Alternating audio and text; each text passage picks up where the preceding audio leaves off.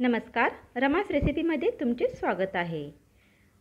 आजच्या व्हिडिओमध्ये आपण नॉनस्टिकचा तवा किंवा कढई जेव्हा त्याची कोटिंग जाते त्यानंतर ते फेकून द्यायचं की वापरायचं याचं उत्तर पाहणार आहोत। कारण की माझं एक नॉनस्टिकचं भांडं खराब झालं, तर त्यानंतर माझ्या मुलीसारखं मला म्हणायच्या की मम्मा याच्यामध्ये नको बनवू, आपल्याला प्रॉब्लेम होईल। तर मी म्हटलं चला आपण शोधू यायचं उत्तर की खरोखर हे वापरलेलं चांगलं आहे की नाही। आणि मग मी खूप सर्च केलं आणि तेव्हा मला जे कळालं ते आजच्या व्हिडिओमध्ये मी तुम्हाला सांगणार आहे। तर पहा, कमी तेलामध्ये स्वयंपाक करण्यासाठी आपण नॉनस्टिकच्या भांड्याचा वापर करतो।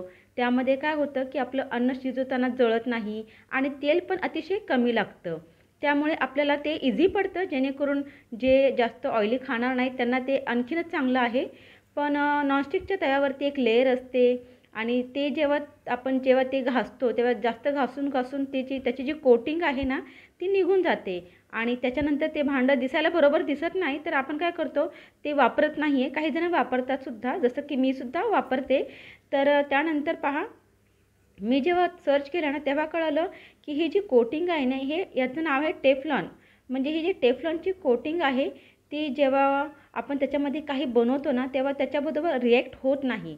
त्यामुळे त्यावर कोणतेही आपण जेव्हा अन्नपदार्थ शिजवतो ना तेव्हा तो चिकटत नाही आणि त्याचमुळे काय होतं की त्याचा आपल्या शरीराला कोणताही दुष्परिणाम होत नाही आणि आपण ते अन्न खातो। पण बऱ्याचदा काय होतं की आपण जेव्हा हे भांडं घासतो तेव्हा त्याच्यावरचं जे कोट आहे तो खराब होतो आणि त्याच्यामुळे त्याच्यावर अन्न चिकटलं जातं आणि मग आपल्याला असं वाटतं की पहा त्याचं अर्धा कोटिंग निघालं आहे आणि आपण ते वापरतोय तर आपल्या ज्या जेवणामध्ये सुद्धा ते गेलेलं असेल। तर आपण वापरू शकतो, फक्त मी पहा कसं त्याला घासलेलं आहे तसं पूर्ण घासून पूर्ण ती जी काळी कोटिंग आहे ना ती मी पूर्ण काढून टाकलेली आहे।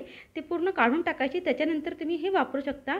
तर मी यामध्ये छोट्याशा भाज्या बनवायच्या असतील किंवा काही नॉनव्हेज म्हणजे मच्छी फ्राय वगैरे असं काही करायचं असेल ना तर त्याच्यासाठी मी हे भांडं वापरते।